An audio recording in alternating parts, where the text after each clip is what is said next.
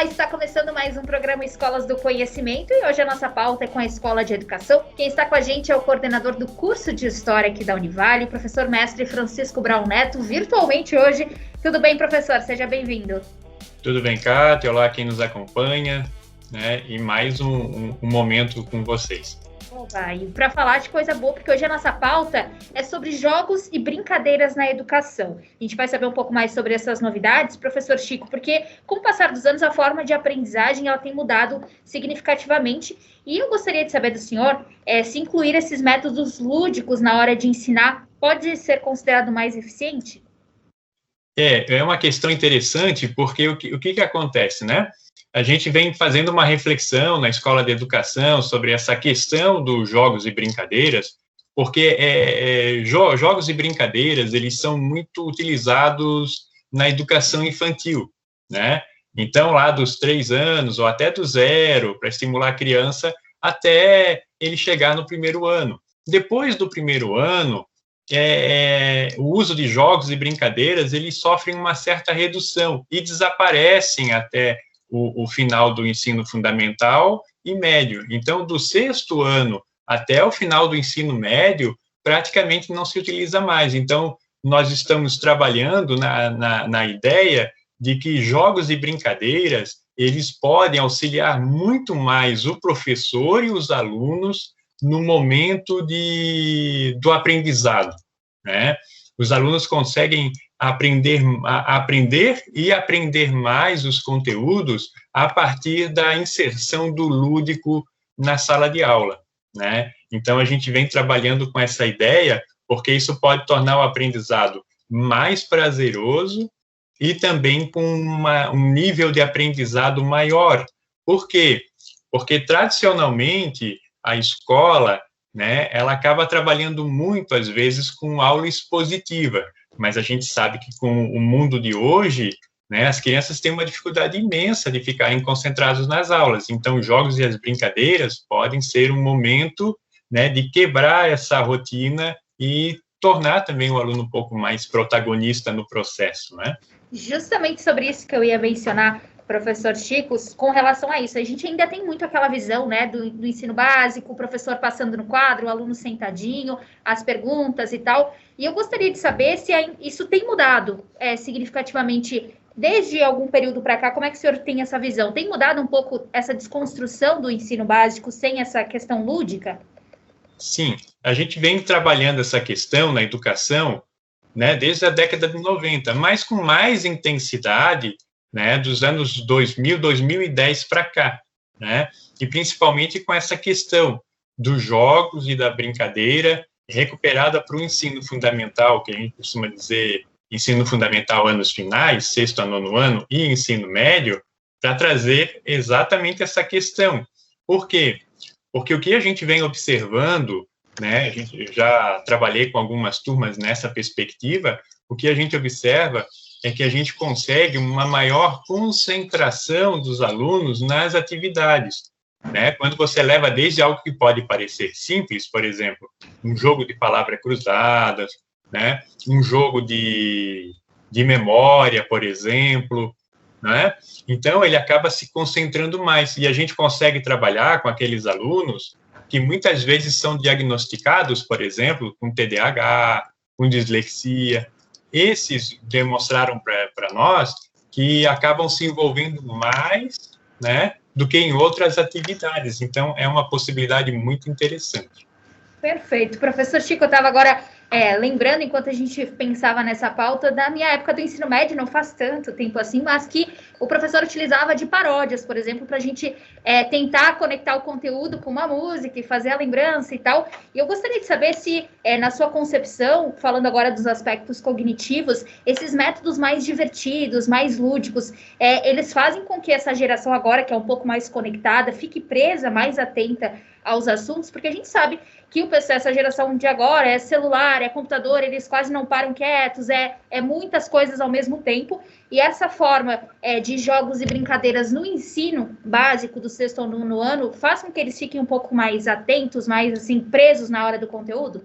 Isso, exatamente. É o momento que eles têm para fazer algo, vamos dizer assim, diferente no sentido de sair um pouco dessa interação e vir para o campo material. Então, assim, desde jogar um jogo de tabuleiro até mesmo uma atividade deles montarem esse jogo de tabuleiro com a orientação do professor, por exemplo.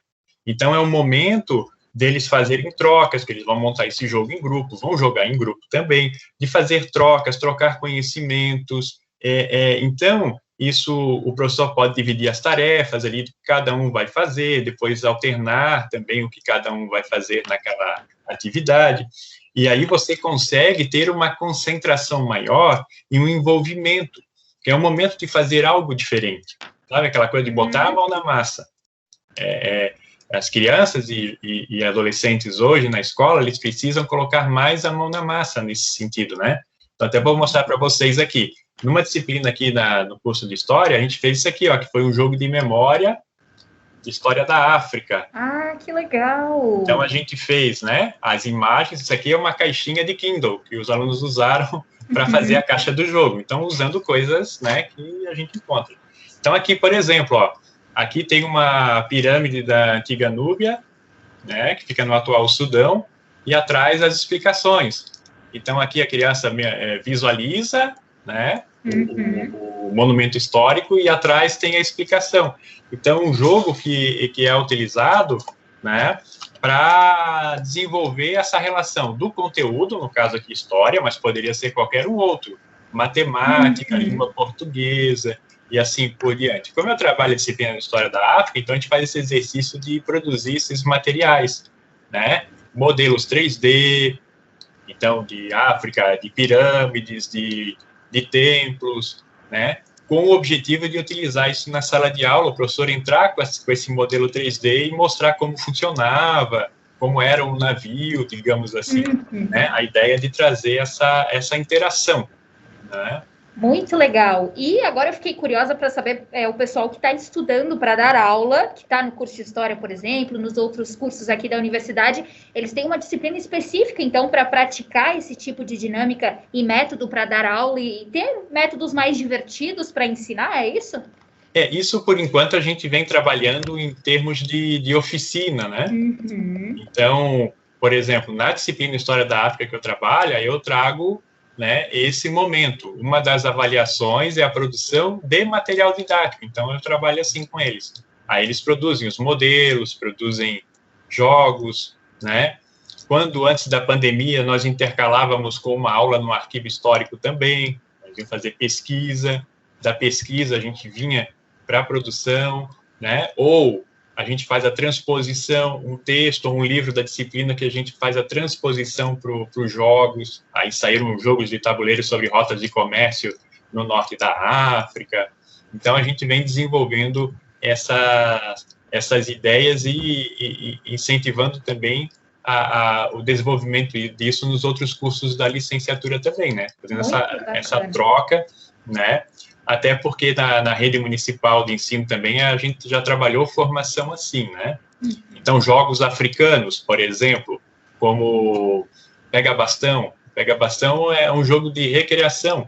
Então, isso traz uma perspectiva bastante diferente para a história, por exemplo. Você ir para a quadra da escola e fazer o pega-bastão, que você usa bastões, então cabos de vassoura. Então, você vai alternando a posição dos alunos, eles têm que sair sempre indo para a direita, no caso, ele larga o cabo de vassoura e o colega tem que pegar o cabo. Então, quem deixar cair, sai da roda. Só que aí você trabalha todo o contexto cultural da sociedade que criou o jogo, por exemplo. Né? Então, é muito interessante essa interação e você desloca daí, né? Você consegue tirar o aluno da sala de aula, leva para a quadra de esporte, volta. Então, isso oxigena mais o aprendizado, né? Com certeza. E torna bem mais dinâmico tudo isso, né? O pessoal gasta um pouco de energia, é legal, isso, né? Sem dúvida. Então, é muito legal, assim. Então, a interação é muito grande, porque daí eles querem participar, né?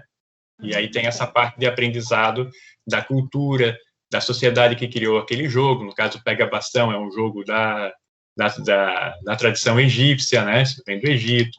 Então, assim, vários outros jogos, né? Escravos de Jó. Então, tem vários jogos que a gente já utilizou e funcionaram muito bem. Professor Chico, nosso tempo aqui é bem curto, mas antes da gente encerrar, aquela dica para os professores que estão nos assistindo, nos ouvindo, aí tanto pelo YouTube como pela TV e pela rádio, qual é a dica que o senhor dá aí para colocar em prática jogos e brincadeiras da educação em sala de aula? Olha, qualquer jogo é bem-vindo, né? Mas assim, ó, um jogo que eu diria que é coringa é esse que eu mostrei mesmo, o jogo da memória, né? Porque é muito fácil você criar, tem modelos prontos na internet, por exemplo, né? Então, o que faz? Pega um jogo de memória, tem para a língua portuguesa, matemática, ciências ou biologia, enfim, e leva isso para a sala de aula que vai ver a diferença e a interação que isso produz né, na produção desses jogos, né? Seria essa a sugestão. Perfeito. Professor mestre Francisco Brown Neto com a gente hoje no programa Escolas do Conhecimento, é coordenador do curso de História e nos contou algumas novidades hoje sobre jogos e brincadeiras na educação. Professor Chico, obrigada mais uma vez. Eu que agradeço. Até a próxima. Esse foi o Escolas do Conhecimento de hoje.